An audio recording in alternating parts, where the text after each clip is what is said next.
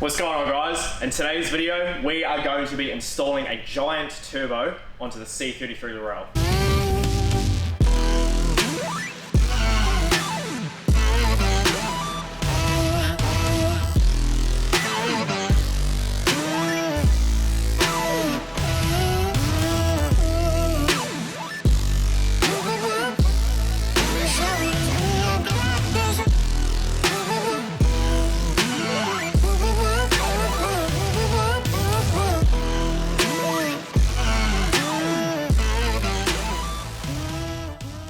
So before we go chucking our turbo on, obviously the first part of our puzzle is our turbo manifold. As a lot of you guys know, this is the manifold that came off of my drift car, and it used to have a 38mm wastegate on it. It couldn't keep up with about 440 horsepower-ish, 430 horsepower in my drift car. So what we've had done is we've had this one modified to fit Anthony's 45mm turbo smart wastegate that he's brought for this car. What we had done is we had the old pipe chopped off, we had the hole cut bigger, and we had this new larger pipe welded on, and it's also got our V-band flange so we can run our turbo smart wastegate. I gotta give a shout out to Ash from Thrash Garage for hooking us up with these new manifold gaskets. Anthony was running these previously, but they ended up on my car and they were worn and a bit used, so these ones are brand new. If you guys want to cop a set yourself, which I can link to Ash's website down below, these are the best high performance gaskets that you want to use. They're multi-layered metal ones, and they also come with this little crush ring around it to help with sealing it all up.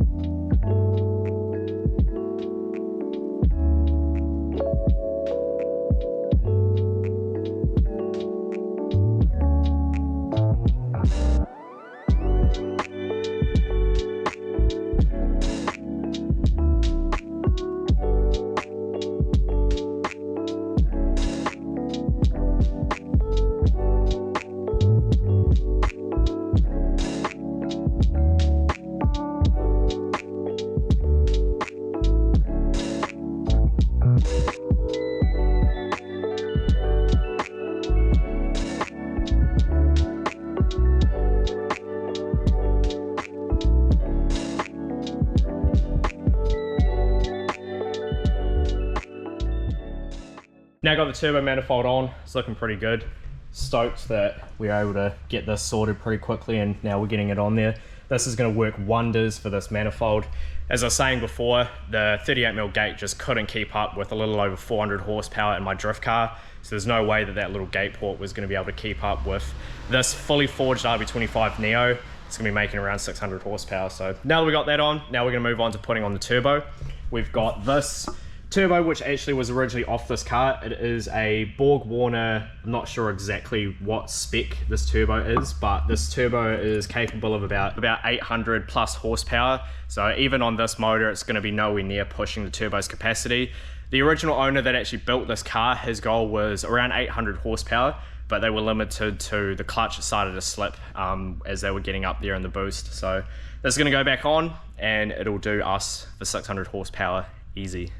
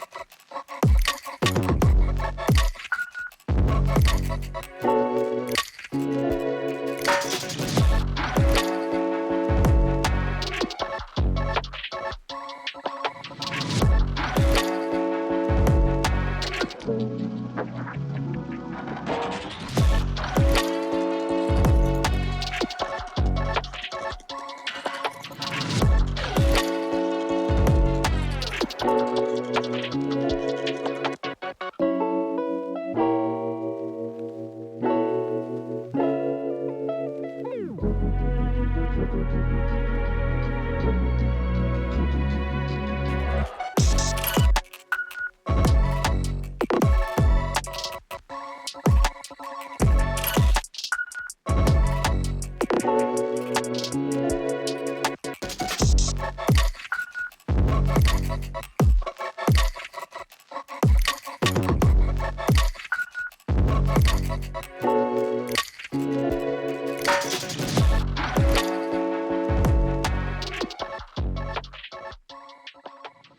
just got the turbo set up pretty much all wrapped up. The only thing that still needs to go on is the wastegate. We've got our manifold on, our turbo on. I just put the oil feed and return lines on. We took a fitting off the original feed line of this to use on another car, but we actually ended up just getting new fittings for that one. That was Zaraki's car. So I've just put the fitting back onto this, and yeah, we got it on there.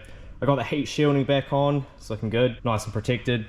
I've noticed that the turbo drain is actually moved a little bit because this used to have a Synco manifold on it, which changes the turbo just slightly.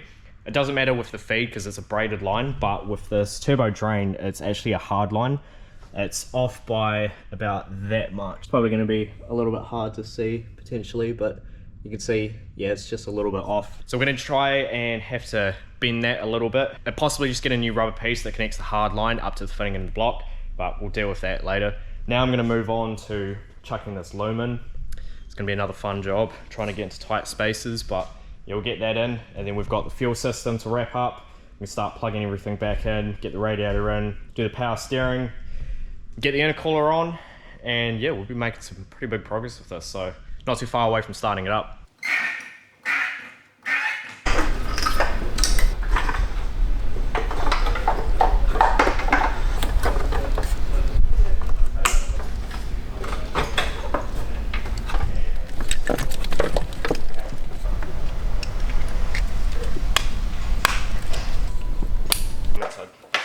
I've read a couple of the comments, I haven't checked them today.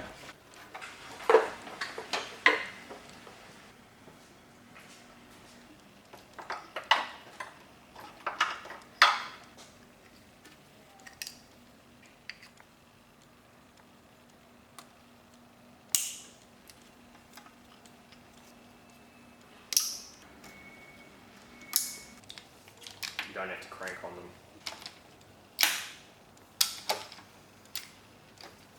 Anthony shows up for 2 seconds and he's already having trouble.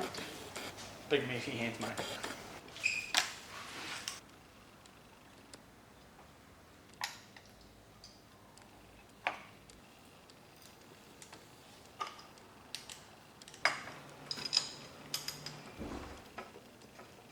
I wonder if this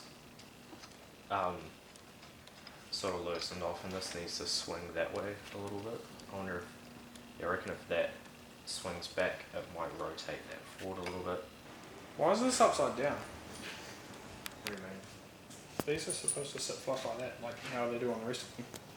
This one was like this.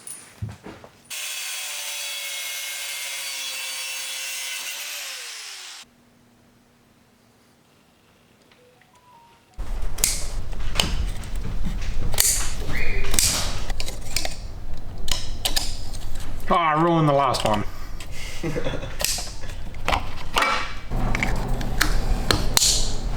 So we're continuing to make some good progress. We got all of the wiring all plugged up. Everything's all sweet to go. The only thing we still got to do is plug the ECU in, and then once we get the power tune dash in, we can then chuck the plug to that to the ECU.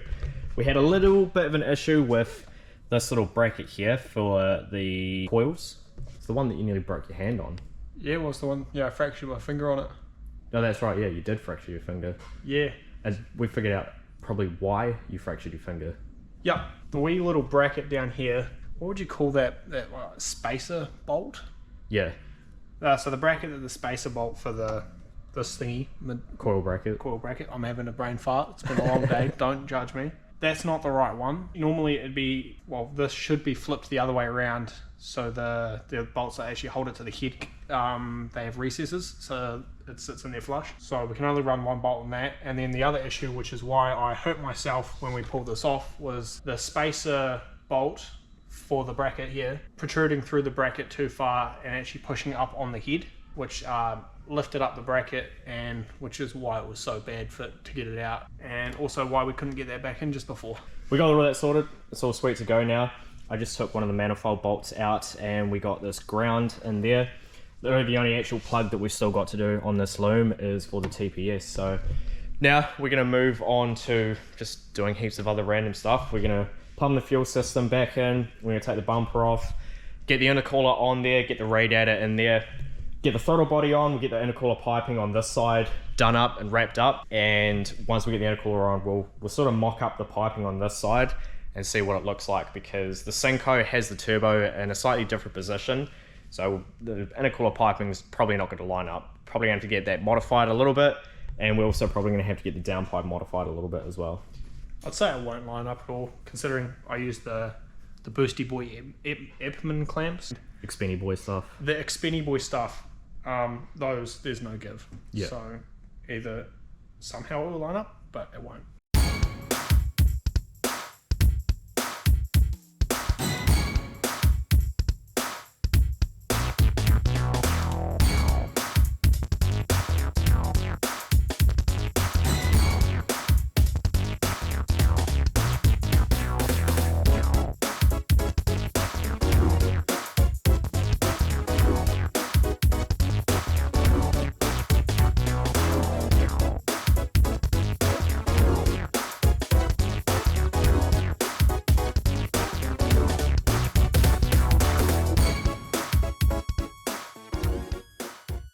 This one like pops so nicely. I think you gotta just like sort of like spin it on and like. Oh, I was holding the thing that time. Oh, I didn't even. Are you recording? You sure?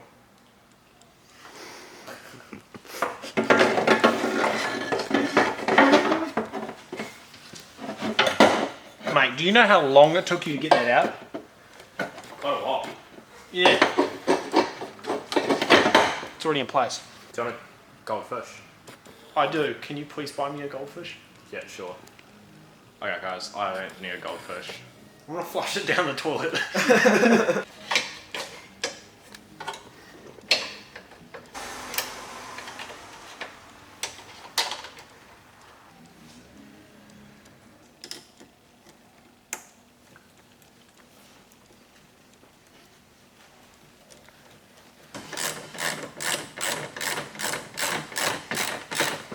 So we've made a ton of progress. We've got the intercooler on, the fuel system's all buttoned up, all the wiring loom's done. Now's the moment of truth. We already know what's going to happen. This other intercooler pipe's not going to fit, but I'm going to show you guys it anyway. That wasn't slowly.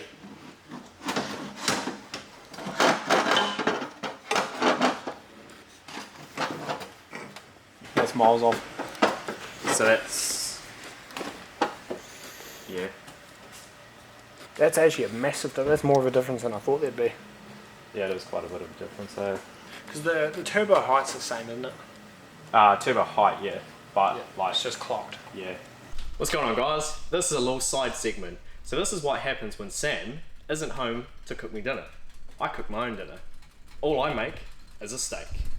So here we have a nice prime 500 gram ribeye that about 2 hours ago I lightly salted. Actually, I didn't lightly salted it, put a shitload of salt on it. Then you leave it for a couple of hours, gives it that nice little crisp crust on the outside when you cook it, makes it real good. Are you going to tenderize it? No, it's a ribeye. You don't need to tenderize a ribeye. You don't tenderize ribeyes, you absolute gronk. Get out of my workshop. I'll take your S14 with me. Now personally, I don't like to cook with butter or oil or anything like that. I like to cook it in more beef depth. Here we have beef tallow. This is rendered beef fat. Get a nice chunk of that on there. It doesn't sizzle. Oh, it sizzles when you put the meat on, don't you? Yeah, but it's supposed to sizzle right away. No, that's like oil and crap. That's unhealthy stuff for you. This is pure fat, mate. This is good for you. It's all fat.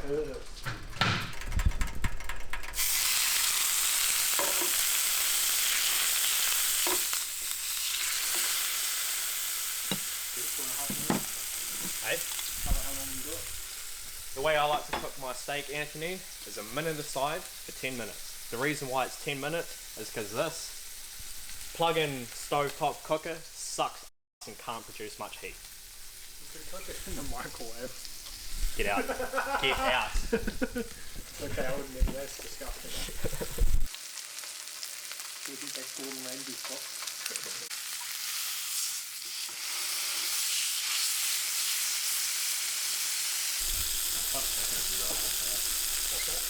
We're done with dinner. My steak was mint. I didn't end up filming how it looked, but it was medium rare, nice and good. These guys went and had shitty old McDonald's. Very shitty. Should have seen how much barbecue sauce was in that fucking burger. I didn't even eat it. It was like a half a cup barbecue sauce dumped on it. That would have been an Ethiopian kid for a week, mate. We made a similar joke. Alright, so we're going to wrap a few things up tonight before we call this video here. First thing Anthony is going to start doing is he's going to put the power steering system back together. I'm going to hook up the starter motor and the alternator loom. And then the last thing that we're going to do tonight is we're going to get this radiator in. So, do some work.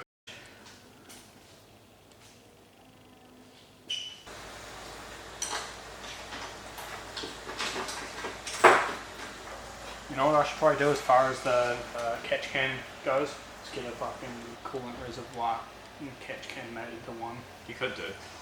Now, what you should do is just get like 90-degree fittings for this and just point them both at the rear turbo housing. Big flames. This power steering pump seems crooked as Oh, I'm pretty sure it was a bit crooked. That's why I kept popping belts off. I only did... Oh wait, no, I never popped a belt off. They started to slip off and then I caught onto it. Yeah. Yeah, this pump seems crooked as. I wonder if it's your bracket. It has to be the bracket because yeah, That's all it can be. Build cars, they said. You're lucky for you.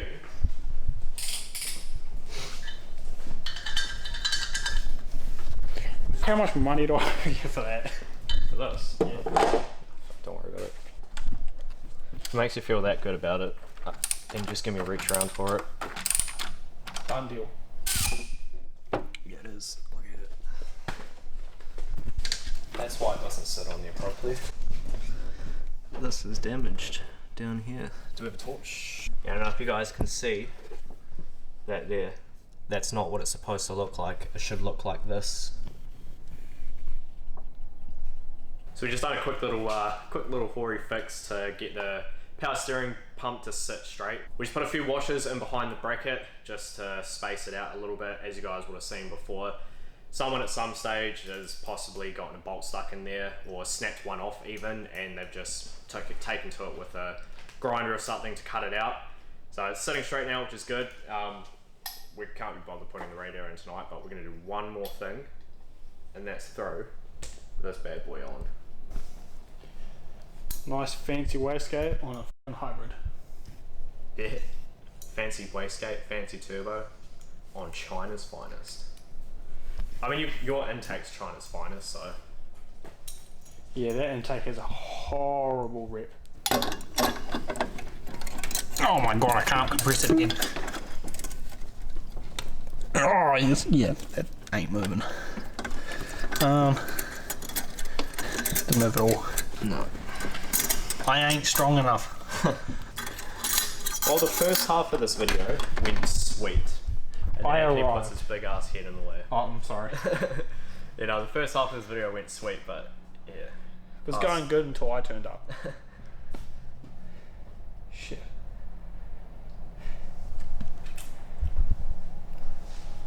Fuck you. Oh, God. Yep. Oh my god, mate, hurry.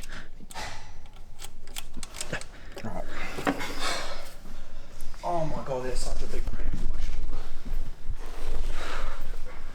Ah, fuck.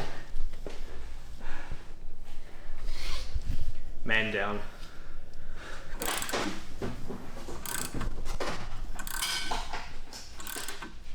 Alright guys, that is pretty much going to wrap it up for this video. We still have quite a bit to do, but hopefully over the next 2 nights we will get this thing running. We've got to get the fuel system sorted in the rear of the car. We've still got the radiator to chuck in and a few other little bits and pieces here and there to sort out. But I am freaking stoked to be this close to hearing this thing running again. It's going to be sick. I want you guys to do me a favor. I'm gonna chuck a link to Dylan's YouTube channel down below. He is the guy that unfortunately took the brunt of my hit, well, his car did. Go give his channel a sub, follow along with the rebuild. I'm gonna be helping him out, and we're gonna be doing some other stuff together in the future too. So, yeah, cheers guys. Anything you wanna say? RVs are expensive. Buy one. Yeah. That's it guys. Catch you later.